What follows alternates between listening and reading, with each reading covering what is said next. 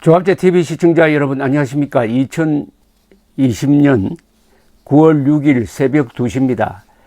요새 대한민국에는 두 개의 무대가 있는 것 같아요. 하나는 미스터 트롯, 또 하나는 국민조롱대회입니다. 정확하게 말하면 문재인 정권 국민조롱대회. 미스터 트롯은 노래 잘 부르는 사람들이 계급장 떼고 토너먼트식으로 해가지고 임영웅이라는 아주 영웅적 가수를 배출을 했습니다. 그런데 이 국민조롱대회가 SNS상에서 또는 청와대 청원 게시판 상에서 이제 각축전을 벌이고 있는데, 단연 선두에 나선 사람은 조은산, 진인 조은산, 그 유명한 시무칠조 상소문에 이어서 영남 만인소 형식으로 올린 글, 이것은 조은산을 탄핵한다. 제목은 조은산을 탄핵한다는데, 읽어보면 조은산 공격이 아니라 문재인 공격으로 슬쩍 바꿔져 있습니다. 자, 두 사람이 두드러지는데 또 한 사람이 등장했습니다. 오늘 조선닷컴이 아주 상세한 보도를 했는데, 이게 어떤 지금 우리나라에서 벌어지고 있는 시류를 잘 보여주고 있습니다. 문재인 정권을 표적으로 해가지고 아주 전문적인 글을 쓰는 사람들은 뭐 직업적 문필가고 기자고 또는 뭐 진중권이나 이런 분들인데, 전혀 그런 사람들하고는 다른 부류의 지금 필자들이 등장하고 있습니다. 직업적 문필가가 아니라 생활인들이 지금 글을 쓰고 있는데, 어떤 면에서는 이 생활인들이 글이 직업적 문필가 글보다도 더 좋아요. 말하자면 미스터 트롯 방식으로 하니까 프로 가수들보다 더 잘 부르는 가수들이 등장한 것하고 마찬가지죠. 자, 그런데 조선닷컴에 소개된 이분이 또 대단한 사람입니다. 사이다 농객 좌은산 우삼호, 39세 동갑의 애 아빠 애 엄마, 시무칠주 조은산과 주부 블로그 삼호 어묵, 이렇게 돼 있는데, 조은산 씨에 대해서는 이미 제가 여러 번 소개를 했는데, 여기 또 따로 등장한 여자 조은산이라고 그럴까요?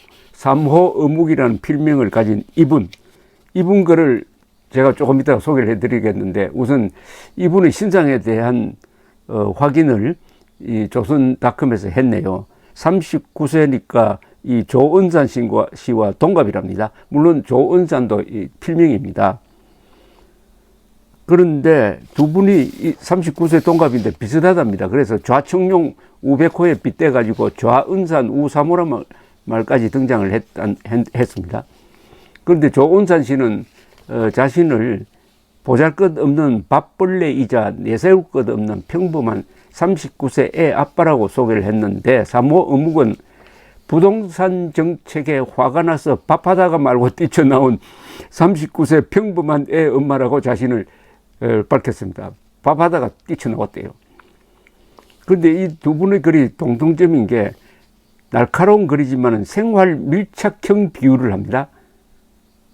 그러니까 더 실감이 가요. 이 문필가들이 약간 관념적이고 좀 아는 체 하는 글솜씨와는 완전히 다릅니다. 이게 국민들을 사로잡은 것 아닌가 생각이 드는데, 처음에는 두 사람의 글이 비슷해가지고 이 삼호 어묵은 여자분입니다. 이분은 그 상소문을 쓴 사람이 당신 아니냐는 오해도 받았다고 합니다.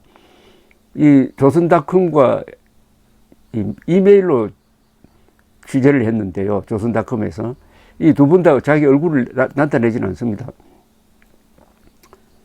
삼호 어묵 씨의 이야기는 조은산 님이 청와대에 다치킨 자 규제론 청원을 올렸을 때부터 제가 쓴 게 아니냐는 문의를 받았다. 나이가 같다 보니 이래저래 비슷한 면이 많은 듯하다. 괜히 혼자 동지애를 품고 있다. 저는 솔직히 졸보라 그래도 선은 안 넘으려고 노력하는데 그분은 김모 장관, 추모 장관한테 붕은이 괜히 말한다. 저보다 더 용감하다. 깜빵 동지가 생겼는데 기쁘고 든든할 뿐이라고 이렇게 글을 썼습니다. 하여튼 근데 이 두 사람이 특기가 있어요. 풍자, 해학, 패러디, 자유제재로 오가는 필력, 정부 그래도 웃음 한 스푼 잃지 않는다고 이거 조선닷컴 기자가 아주 멋진 표현을 했습니다. 이 여유가 있습니다. 그 다음에 웃음이 나와요. 이 웃음이 이 두 분 글의 장점입니다. 사모 어묵 씨는 뭐든 노잼이면 안 보는 게 요즘 사람들이다. 노잼은 재미없음을 줄여서 노잼이라고 한답니다. 조은사님 글은 젊은 층이 좋아하는 유머와 노년층이 좋아할 만한 음숙함을 동시에 갖고 있고, 저는 부동산이라는 많은 사람이 관심 가지는 코드를 딱 잡아서 재미있게 말해 반응이 좋은 것 같다라고 자평을 했습니다.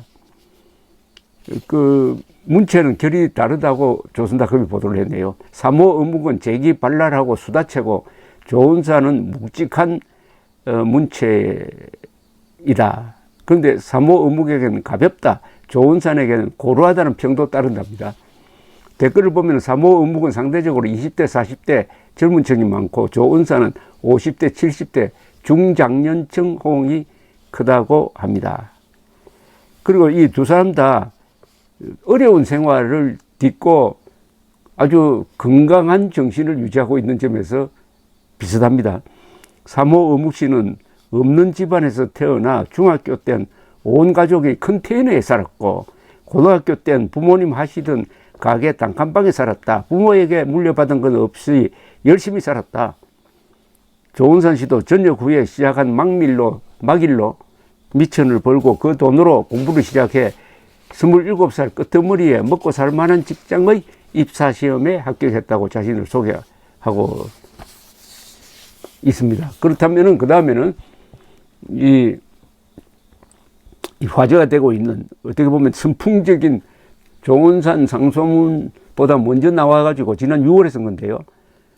지금 이 SNS상에서 선풍적 인기를 얻고 있는 이 블로그 사모 어묵 씨의 글을 대표작을 하나 소개를 해드리겠습니다.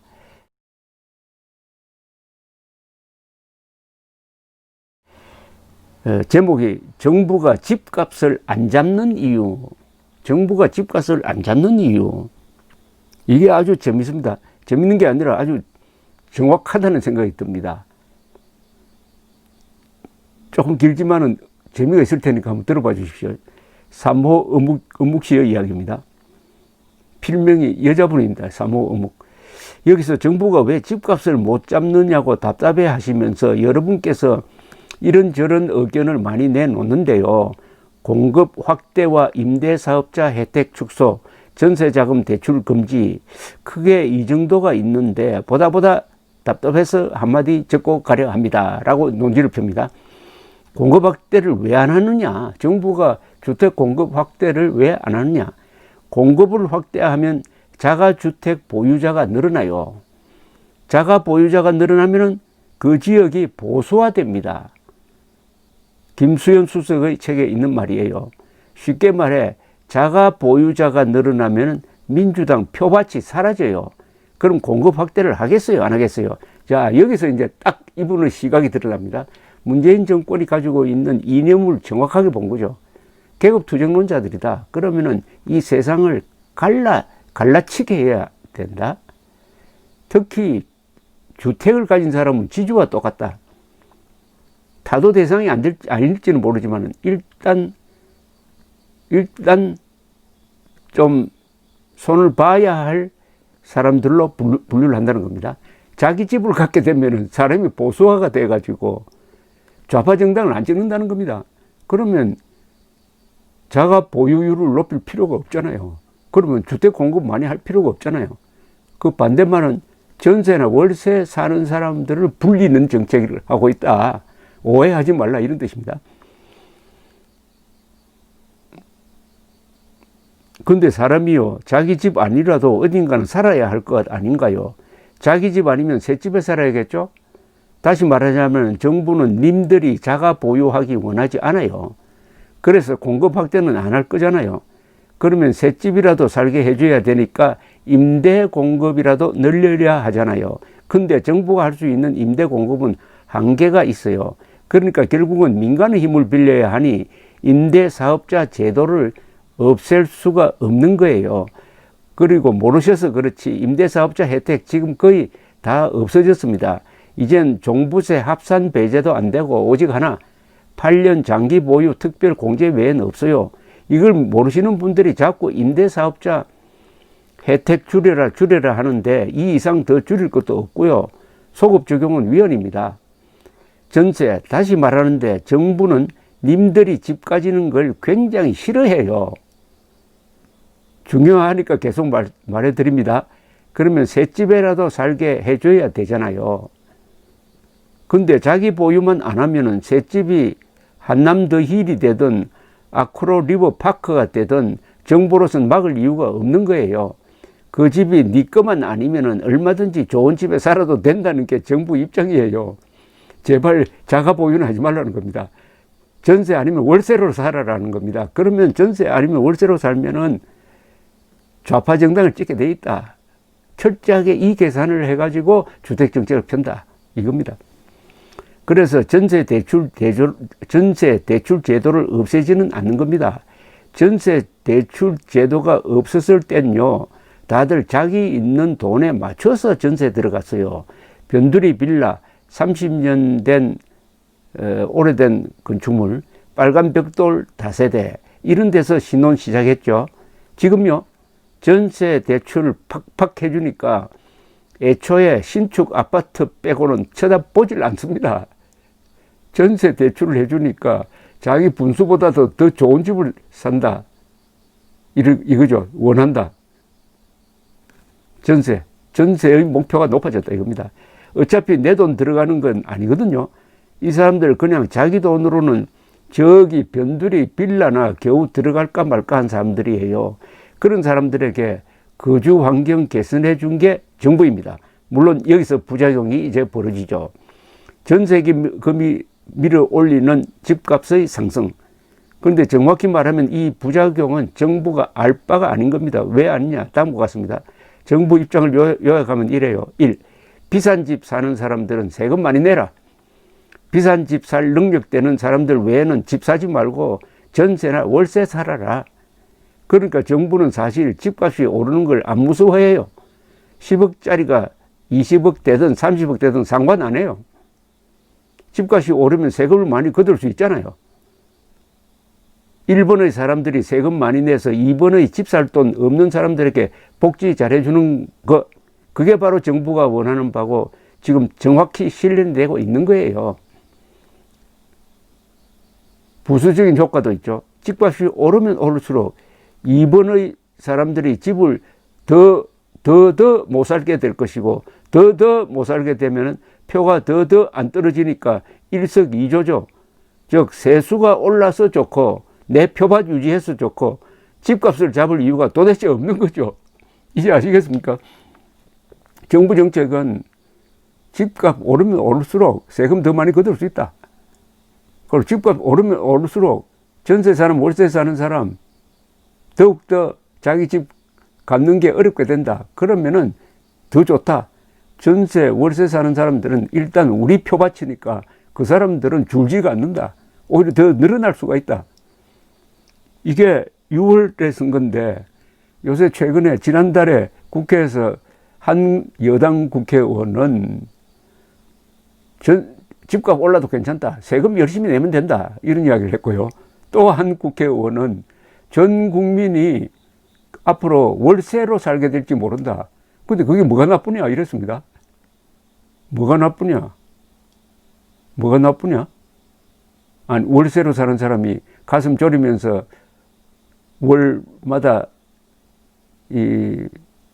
돈 내는 게 그러면은 편한 마음입니까요?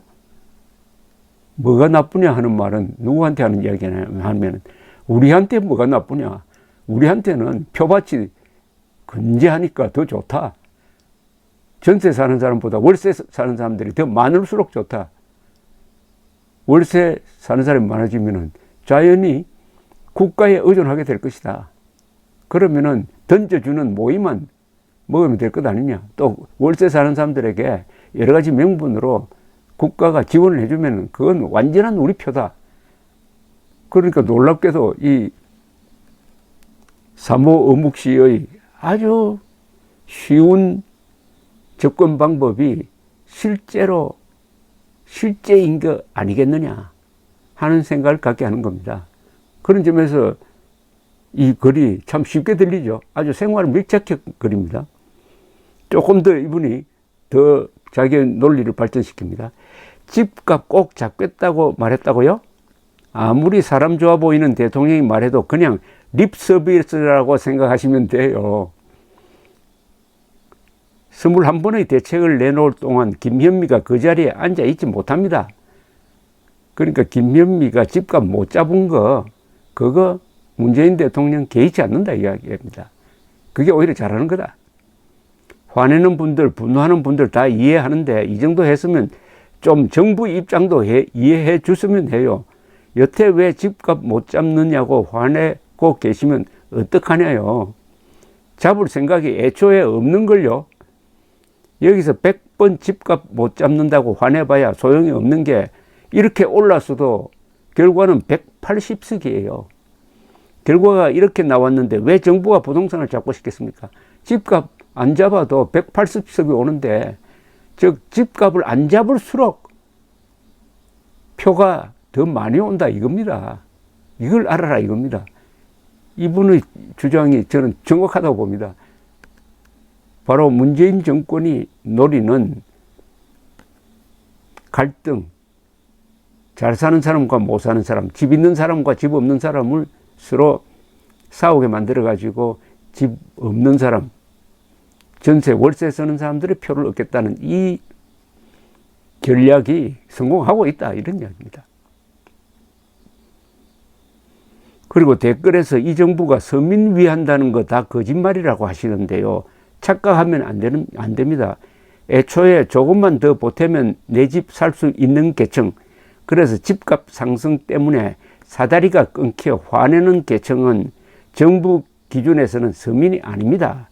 이 정부가 관심 있는 건 아예 집 살 희망도 없고 먹고 살기 자체가 힘든 그냥 당장의 몇 푼 지원금이 절실한 그런 계층이에요. 그렇기 때문에 어차피 그들이 못 들어갈 집 10억이 되든 20억이 되든 정부는 관심 없는 거고, 그저 집값 올라간 만큼 세금이나 많이 내서 진짜 서민들에게 복지 많이 해주는 게 목표인 거예요. 서민을 위한 정부가 그런 점에서 맞기는 맞습니다. 그러니 정권 유지하려면은 그 서민이 줄어들면 안 되고 더 늘어나야겠죠. 그러려면은 내 집을 갖는 사람이 많아지면 안 된다는 겁니다.